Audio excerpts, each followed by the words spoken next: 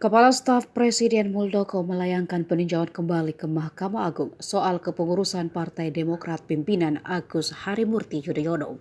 Setelah sebelumnya, gugatan ke PT UN Jakarta pada 28 April 2022 lalu untuk mengesahkan hasil Kongres Luar Biasa Demokrat di Deli Serdang yang menunjuk dirinya sebagai Ketua Umum Demokrat ditolak.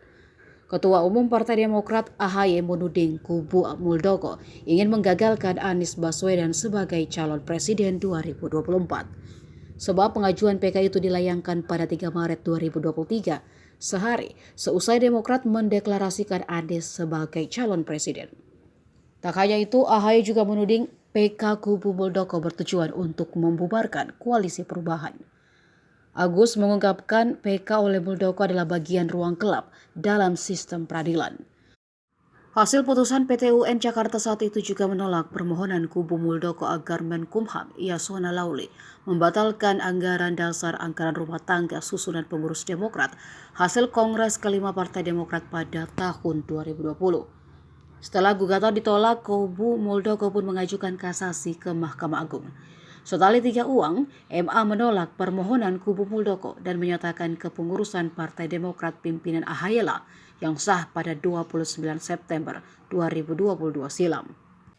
Sebulan lalu, tepatnya tanggal 3 Maret 2023, kami menerima informasi bahwa Kepala Staf Presiden atau KSP Muldoko dan Dr. Hewan Joni Alan Marbun masih mencoba-coba untuk mengambil alih Partai Demokrat.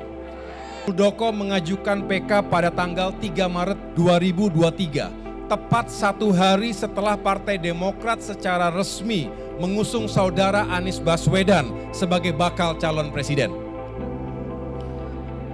Forum Commoners Call berpendapat, PK ini bukan tidak mungkin erat kaitannya dengan kepentingan politik pihak tertentu. Tujuannya jelas, menggagalkan pencapresan saudara Anies Baswedan.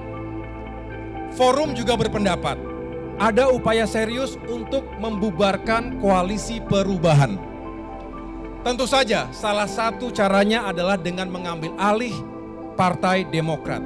Karena Demokrat merupakan salah satu kekuatan dari perubahan selama ini. Apalagi beberapa praktisi hukum mengatakan bahwa proses PK bisa menjadi bagian ruang gelap dalam peradilan. Ada celah untuk masuknya intervensi politik. Dan jika benar ada intervensi politik dalam kaitan manuver KSP Muldoko ini, maka keadilan, hukum, dan demokrasi di negeri Indonesia tercinta ini berada dalam keadaan bahaya atau lampu merah. Untuk itu, meskipun secara hukum tidak ada satupun alasan yang dapat digunakan untuk memenangkan gugatan KSP Muldoko, tetapi kami, keluarga besar Partai Demokrat. Terima kasih sudah nonton, jangan lupa like, subscribe, dan share ya.